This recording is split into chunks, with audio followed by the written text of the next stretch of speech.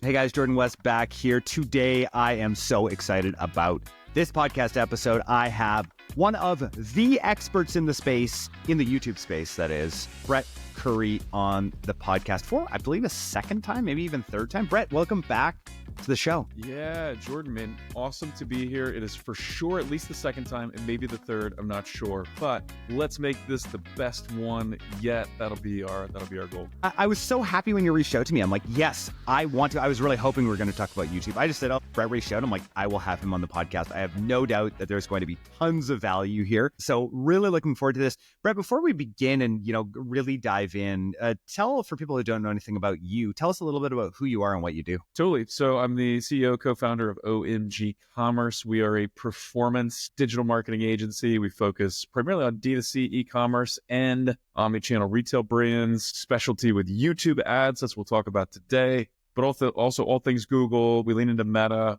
We're full service on Amazon, and we do retention marketing as well, so email and SMS. But I'm just passionate about marketing that works and marketing that builds a brand and also drives bottom line impact. So got a team of about 40. We've been doing this since 2010. Won some cool awards, been featured with some Google case studies and some other fun stuff. But at my core, I'm a marketing and business junkie, and so thrilled to be talking with you today. Awesome. I'm really looking forward to this conversation. I think one of the interesting things that you and I were touching on before we actually pressed record here was this idea around trying to measure incrementality of some of these channels that are really hard to measure. So for me, everyone knows I've gone super hard on TikTok this year, right?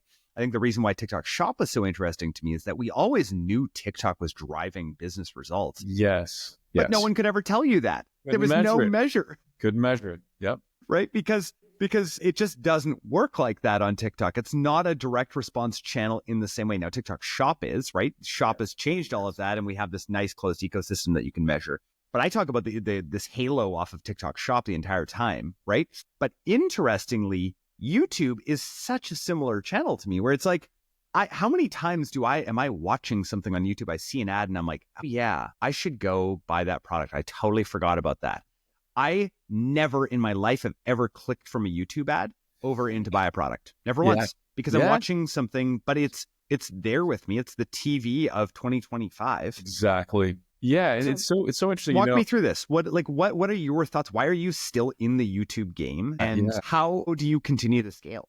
Partially because I'm a glutton for punishment. I don't like to do anything the easy way. Apparently, I like to get beat up on a daily basis. So leaning into YouTube, it's a bit of a battle, right? A lot of people have written off YouTube as a viable channel for growing their business. A lot of people opt to just pour all their dollars back into Meta. And hey, I'm a believer in Meta ads. We spend on Meta even as an agency, like not just for our clients, but for OMG. But for yourselves. Yeah, so, of course. I love Meta, but YouTube is so unique, and I love the way you framed it, and I fully agree with this statement. This is like TV advertising for our generation, but way better than TV advertising could ever be.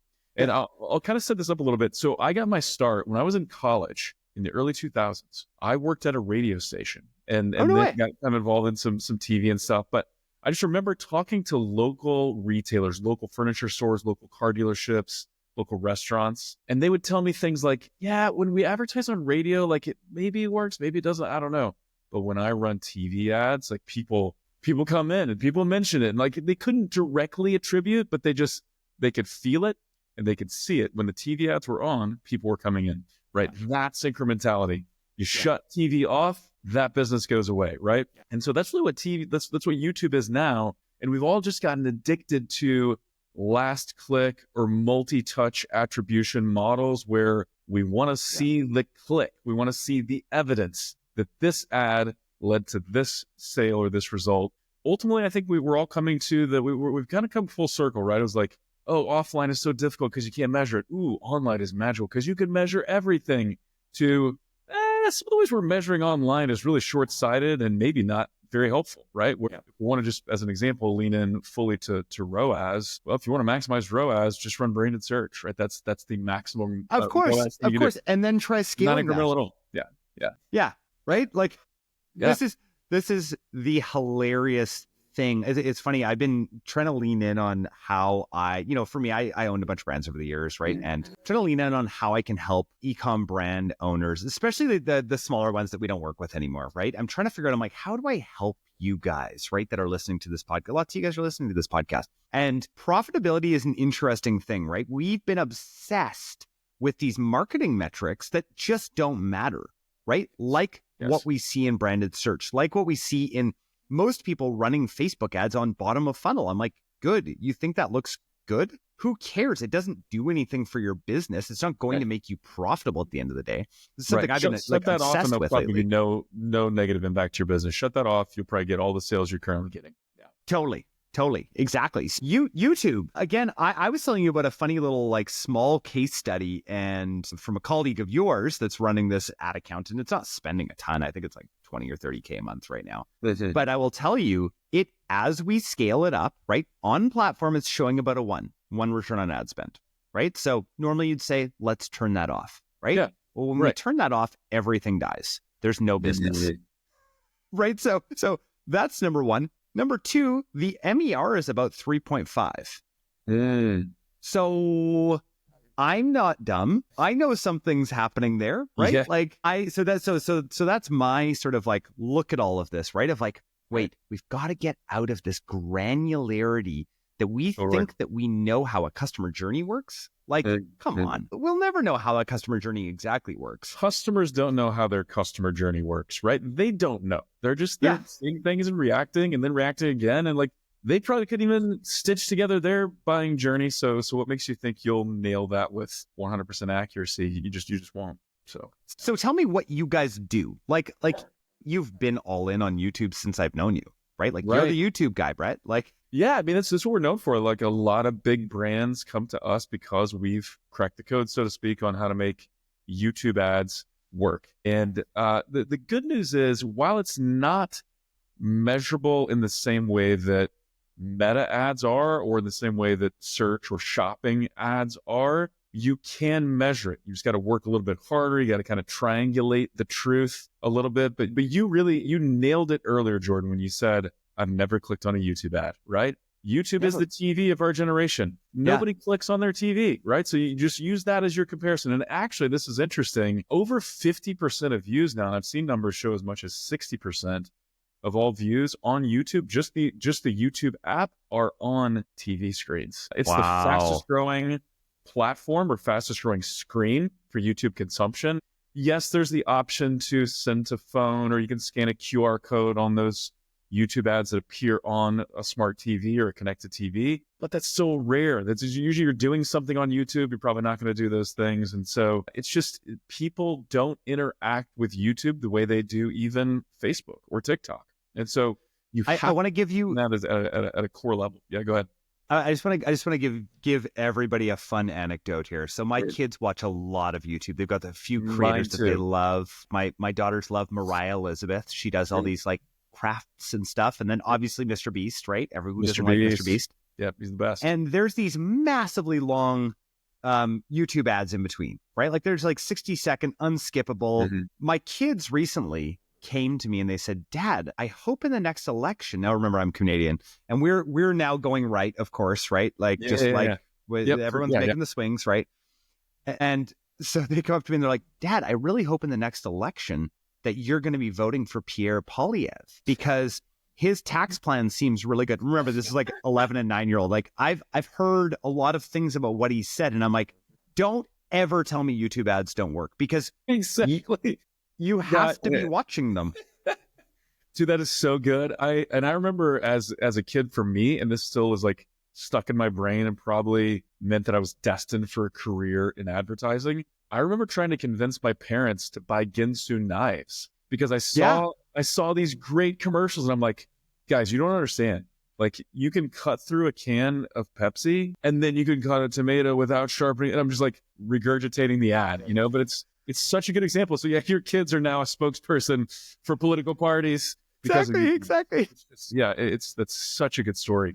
Well, I actually anything, So what's funny is that like this is years ago. I think this is 2018, maybe 2017 or 2018, somewhere around there. And we just had like this little tiny agency at the time. Now we're kind of similar to your guys' size. I was actually just like more around 40 right now. Yeah. And I think there was like 3 of us at the time. And my accountant decided to run for mayor. And I thought to myself, well, what's the best way that I can get him seen by everybody in the city that we live in, Abbotsford, it's called. It's like, how can I get him seen? And I was like, I think I'm just going to go YouTube. Right. And so I made these really long videos of him.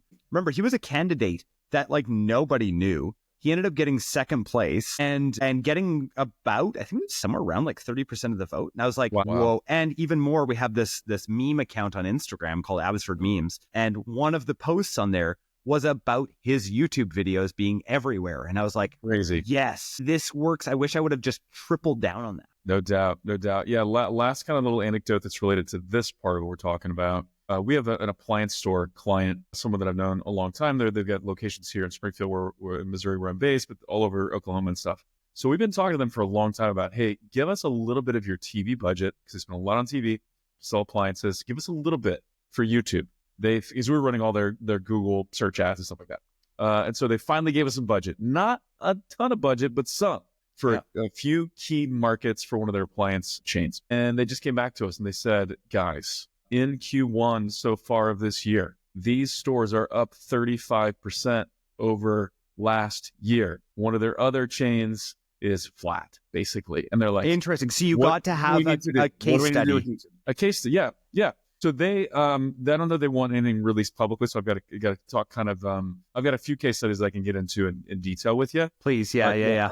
35% over other stores, and the only thing they changed was taking some TV budget, putting it onto YouTube, and voila, they got more growth. I mean, this is the thing that we've talked about. This is funny because I'm on TikTok land over here and you're over in YouTube land. And these are the two things that nobody on Twitter really ever talks about because they can't measure them. And yet we all know that they both of these drive this massive halo, right? Yep. Like there is, I'm sure we'll talk in very generalizations here, but I was talking to a guy the other day who happens to do some advertising for one of the biggest supplement companies on Amazon. And they're the biggest supplement company right now or one of them out on TikTok Shop.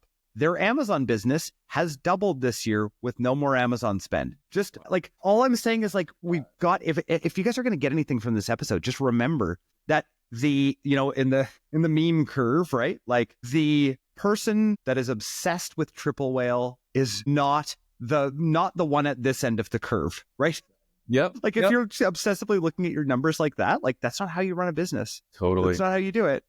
Yeah, so true. So let me give you a couple of examples, a couple of additional examples, and then we may want to talk through too at some point, like when does it make sense to start testing YouTube ads? When are you maybe not ready to test on YouTube ads? Because I will say, even though I am a believer in YouTube ads, I talk about it all the time. I speak on stages. I get invited to YouTube offices a couple times a year to teach brands how to do this. It's not for everybody. And it's not the place to start if you're a young brand, probably. Yeah. And so happy to talk through that. But one case study that I think is really interesting. So this was a brand we worked with a number of years ago, Keranique. It's a hair care product for women with thinning hair. And this actually works so well that now the founder, he sold the business and now he's a partner in OMG, which is kind of a cool, fun first. That's so fun. Yeah, exactly. So with Keranique, they were doing a lot with direct response TV, doing a lot with Meta and a few other channels, but they could not get YouTube to work. They tried and failed a number of times. So we came in, we remapped the campaign strategy, we tweaked their creatives because the creatives were powerful, but they weren't quite built for YouTube. So we redid the creatives. Are we going to get into that? Because I think that's an interesting thing to get into is like what makes a YouTube creative amazing. Sure. Yeah, so we can kind of dig into sort of the, our formula or guidelines there on creative, but we tweaked the creative, we redid the campaigns, we focused kind of who we're going to target on YouTube because targeting is still important on YouTube. We went from 0 to $1 million in spend on YouTube in under 90 days. While hitting their target CPA. So this was direct response, clickable, measurable sales. They had a high CPA ceiling. They had a landing page that converted really well. They had a great product. They had a high take rate on subscriptions, so they could pay a lot for new customers. So it all worked, but that was just purely D2C. Now, what we found then is as we started doing that for months and months and months, we were asked to help them with their Amazon business. And they were like, Amazon's really taking off. Amazon is going like gangbusters, right? And so we started helping them grow on Amazon to do full Amazon channel management. Well, we hit a patch where we had to pause YouTube ads for a bit due to some internal tracking and a couple other things. We had to pause it for a bit. My favorite kind of A/B tests where it's exactly. I was forced to do this. The credit card bounced and I didn't see it for 7 days. The best tests. Yeah, exactly. It wasn't a credit card bounce, but they had to pause for a bit, right? When they did, because we had full visibility into Amazon, we were managing Amazon. Branded search cut in half when we had to pause YouTube. Then we got YouTube back and they were rocking and rolling again before long. But we were like, holy crap, that's pretty crazy. So basically we came to the conclusion that it was about a 1-to-1 ratio. For every conversion we saw D2C, we were getting at least one on Amazon. And one of the data scientists on the team was like, it might be two. It might be 2-to-1. For every one you're getting in D2C, you might be getting two on Amazon. And so it's one of these things where... Were they in retail as well, Brett? What's that? Were they in retail as well? They were not in retail. Now, I've got another case study I talk about that there was like fully retail in Walmart stores. That's incredibly fascinating. But this brand, no, they were multi-channel. So they were, D2C plus Amazon plus a few other marketplaces. They were not in stores at that time. Yeah. Okay. Mm-hmm. Insane. And also, I think that we all brand people who have been in this game for a while are like, those things you do that you can't measure, that right, are that is the right thing to do and actually drives the top of funnel business. But then you're convinced by somebody, maybe it's a new CMO, maybe it's a new somebody, right, who comes into space. Maybe it's just a viral tweet on Twitter or on whatever we call that thing now that just shouldn't have gone viral because it was wrong, right? You must measure everything. I only scale things that are measurable, right? And then you're like, oh, okay, well, I'm going to turn this thing off. And then your business tanks. Yep. Right? Yeah. And I think it's important, like we're certainly not making the case to measure less, and we're not making the case to not pay attention to your numbers. It's just that not everything can be measured the same way, right? I heard this, somebody on my team made this analogy one time. They were like, hey, think about a light switch, right? You flip a switch and the result you don't see on the light switch. The result is over here with the light, right? And I was like, that's a pretty good analogy, right? That's a really good analogy, Brad. Like YouTube, you're running YouTube, you're doing this thing right here. The results are over here, right? You see the results over here. They're there.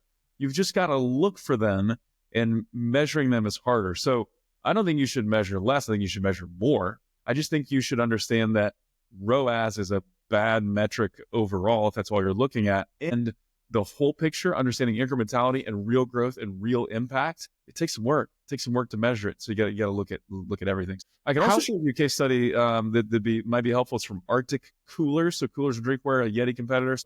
Happy to dive into that. Or I think you may have had a question right there. I do have a question I have to put in the middle here, Brad. I'm so sorry. But how are tools like Prescient and MMMs? Do you trust them? Do you think that they are telling the full story? Do we need to move from an MTA model into an MMM model? Just what do you think about that? It's a great question. So I think there's a couple things at play here. I still like MTA tools. I think they serve a purpose. We have clients who use Northbeam, clients who use Triple Whale. I like them. I think we can gain some insights there. they got different models you can kind of play with. And so it can give some insights, certainly. I do tend to think that like an incrementality test plus an MMM type of approach is probably a little bit better. I would lean that way. But I think you can also do things like, hey, if you can track in-platform performance and you can do things like incrementality tests on your own, which you can do that. You can set up geo tests, geo holdouts and things like that. Just do holdouts, right? Like it's that simple. Like just do a geo, like let's say New York and California are bringing you basically the same. Sorry, California and Texas, just because they're similar and similar populations. If they're doing that, you can just hold out Texas, right? And then you can know. Measure the impact. Measure the impact. Yeah, and so there's some tools that Google can help you with. They'll do things like search lift studies. They do conversion lift studies, which basically is a way for them to do their own kind of holdouts and tell you the incrementality of a particular campaign type. Quite useful. Yeah. So I think that can kind of get you on the right track. And then I do think one of the best numbers, the best metrics, which you really don't need any fancy tool for, is MERP, right? Look at your total media efficiency ratio and watch how that fluctuates as you lean into one channel over another. Hey, when I really lean into YouTube for a couple of months, my MER improves and my top line grows, right? That sometimes simple is all you need, but you've got to be looking in the right places. I love MMM. I've not used Prescient, but I've heard good things about them. But I do think the world is probably shifting more to MMM and incrementality tests and less towards MTA. Yeah. MTA, I think, was something that we brought in when we needed it, right? And especially post iOS 14.5. Solve some real problems there for a bit. Yeah, for sure. Absolutely. So Brett, I want to get into your case study. And then after your case study, I want to hear so guys, stick around because Brett is going to break down what makes a perfect YouTube ad. Yeah. So excited about that. I guess about a year ago, I was speaking at the YouTube offices in Los Angeles, teaching a group of brands how to grow on YouTube. Met the folks from Arctic, which I was not that familiar with that brand prior to that point, but Arctic is, they sell wheeled coolers, like indestructible, the best cooler I've ever had. They're a direct competitor to Yeti. I think they're better and they're less expensive. They also sell drinkware, and I'm a big tumbler fan. I drink a lot of coffee, Jordan. Are you a coffee drinker as well, Jordan? I drink a cup or two a day. My son got me this cup here. It's like, I don't know, like a liter, basically. It's kind of cool, yeah. I love coffee. I go to bed thinking about coffee, right? I'm a big fan. But Arctic has drinkware that is ceramic lined. One pet peeve, and this is going to show that I'm a little bit of a snob when it comes to drink beverages. If you drink out of a metal tumbler, it smells and tastes a little bit like steel, right? Almost like you got blood in your mouth. You get a little bit of that, right? Yep. The ceramic lining completely takes that away. It tastes like you're drinking out of your favorite, ceramic mug or whatever. It's brilliant. Anyway, I met Arctic. They were like, hey, we want to get YouTube to work for us. And here is our hypothesis. Can you help us prove it? We want to see if YouTube will drive in-store sales. They were just put into all Walmart stores or almost all Walmart stores nationwide. They wanted to know if we ran some targeted YouTube tests, can we see a measurable lift in Walmart sales? And so we said, we love this idea. They had great creatives. We coached them a little bit and helped them with their creatives, which we'll get into more in a minute. But here's what we did. We basically, we did some studies with the help of Google to find what cities had really high category demand, meaning people looking for coolers and wheeled coolers, but then had varying degrees of demand for Arctic. And this was all based on Google's search behavior. Yeah. So we mapped out and we said, okay, let's do a test. Let's choose 19 markets that we think are poised for growth, got good store count, good inventory levels, things like that. Let's match those with 19 control markets that are basically the same size and same everything. And we're going to spend YouTube dollars in the test markets and we're going to hold out in the control markets. We're going to do that for 5. And there was Walmarts in all markets. Walmarts in all of them. Yeah, exactly. So then we could do, so it's a, matched pair holdout type study.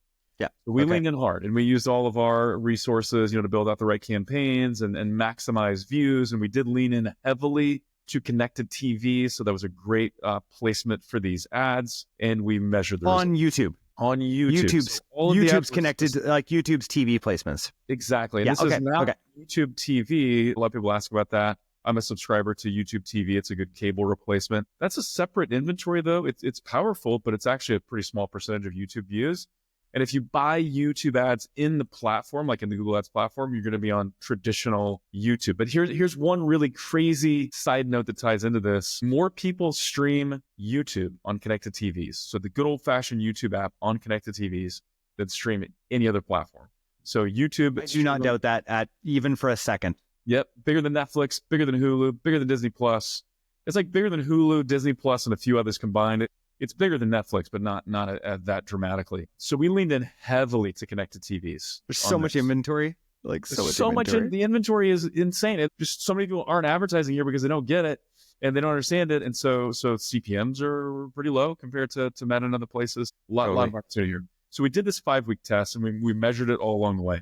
We did see lift in D2C. So we were able to measure those and track those. All the ads said, go to Walmart, go buy this at your local Walmart. You could click to find a local store. Through Google, tracked people that visited stores. All of this was all about local. But we did see some D2C sales, right? Because some people were just like, of course. Buy it online. No, I want to buy it now. I want to buy it now. I want to buy it online. We saw a lift on Amazon because a lot of people are like, yeah, I want to buy it now, but I don't want to buy it from your store. I want to buy it on Amazon because that's my favorite. So we saw that.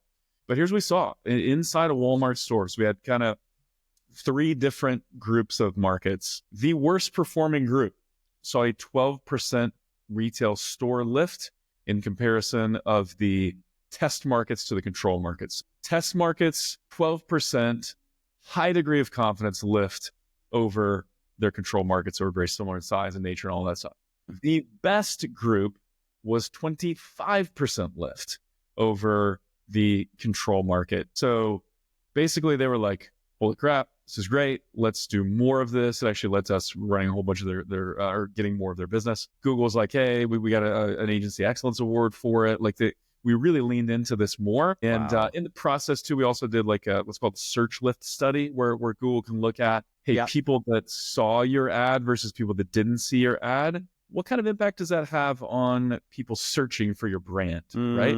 We saw like a 241% lift in branded searches from this ad campaign. So and this is where it's like, okay, you've got to kind of look at the holistic picture. And I will say this is where YouTube really shines for omni-channel retailers. They can shine for multi-channel retailers as well.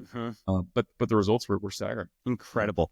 We don't have much time here, Brett. I want you to walk me through, before you go, walk me through what the perfect YouTube ad looks like. Yeah. So there are a few elements, and I've got a guide that we can mention that's free that kind of walks through like 17 of our favorite YouTube ads and breaks down each one and kind of shows.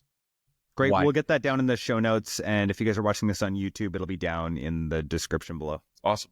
So the first thing, no surprise here probably, but you need a hook. First 5 seconds is critical. If it's a skippable ad, which is most of what we run, you got 5 seconds to really hook somebody. Some people are watching, hovering with their finger or the mouse over the skip button, ready to click. So you got 5 seconds to convince them, hey, wait a minute, check this out a little bit longer, right? So the hook is important. And what we say is like, you need to make sure you're hooking the right person. So don't come up with just some random hook explosion, something funny, guy in a gorilla suit, something just wild. You want to interrupt the right person, right? So your ideal target. But then because you only pay based on an actual view through. Yeah, exactly.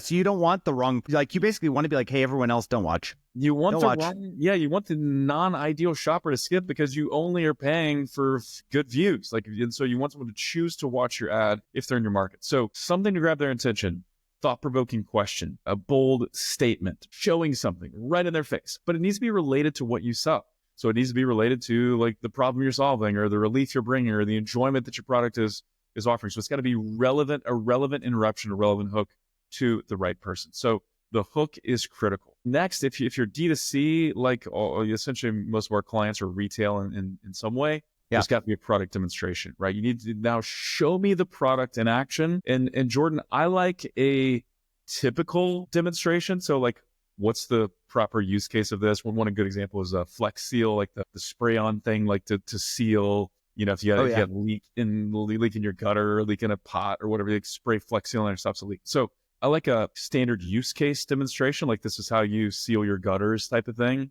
But then I like an over-the-top demonstration. If you can throw that in there too, it's kind of like the the Pepsi can thing you talked about before. Yeah, exactly. So it's like the knife, the Ginsu knife commercial where they cut through the can, or the old super glue commercial where they in one cut put super glue at the bottom of a guy's shoe and stuck him to the ceiling, held it, and then he stayed there. Anyway, so show like a dramatic product demonstration too, because you want them to see the standard demonstration and say, oh, I could do that, right? But then they're also kind of skeptical, right? I like to talk about Missouri, where I live, we're the show me state, and our state animal is a mule. We're like stubborn, we believe nothing. You got to show us before you believe us. Picture that your audience is from Missouri, right? You got to show them, and they're going to be skeptical. Standard product demo, and then over the top product demo. Then I like some social proof. So show me something that proves that other people like me love this product. So this can be reviews. So when we were doing stuff for native deodorant, we helped them really scale on YouTube. We said like, hey, there was only over 50,000 5-star reviews, right? Like how could 50,000 people be wrong type of thing. So some kind of social proof. Then I like some kind of risk reversal or some kind of offer where it's like, hey, do this, try this, experience this. We'll take away the risk. And then a firm call to action. And so that call to action is, hey, click here to learn more, go to Amazon and buy it from your favorite retailer, something like that. So how professional does the filming need to be on YouTube? Like, I talk about TikTok all the time, right? Yep.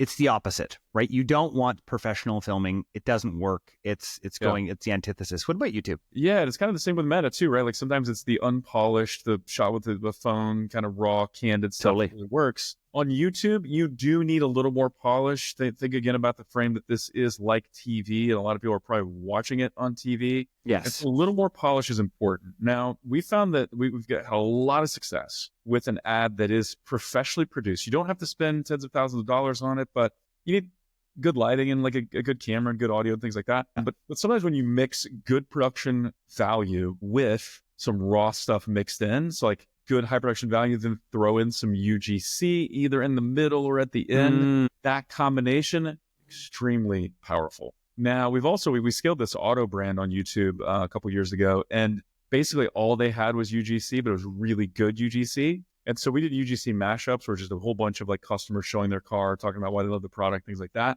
But then we added some editing and some graphics and some transition that really made it look polished. And that thing scaled like crazy. So it's definitely going to be higher production value than TikTok or Meta, but it does not have to be $1 million type of stuff that you see, on Super Bowl commercials. You don't need that. And then I'll also say if you're running an ad on Instagram Reels or on TikTok or TikTok Shops, whatever, you can take that ad almost exactly how it is and run it on YouTube Shorts. I will say, though, I haven't seen as much results with YouTube Shorts only as I have when you're kind of doing all of YouTube, where you got YouTube Shorts, you got YouTube on desktop and mobile and connected TVs, which takes all a little bit different format for each of those. That's when it really works. We've seen less of an impact when it's just YouTube Shorts. Last question, because I am late for a meeting. Yeah.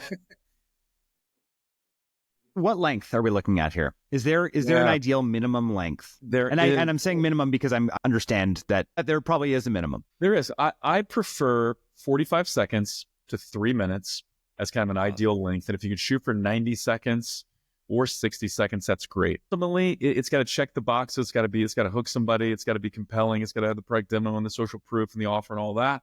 But usually if it's a little bit longer, the more you tell, the more you sell, right? The more you show, the more dough. I just kind of made that fun spot. That's actually really lame. But we've seen ads that are like 60-second cuts outperform 30-second cuts when it's basically the same ad. Wow. But just a 60 versus a 30-second. The 60-second does better with clicks and overall lift in sales. So generally speaking, we want to go kind of in that 45 to a minute and a half range, but as much as 3 minutes can also work. Thank you. Where can people find out more about what you are up to and chat with OMG Commerce? Absolutely. So omgcommerce.com, click the Let's Talk button, and that's how you end up getting with our team.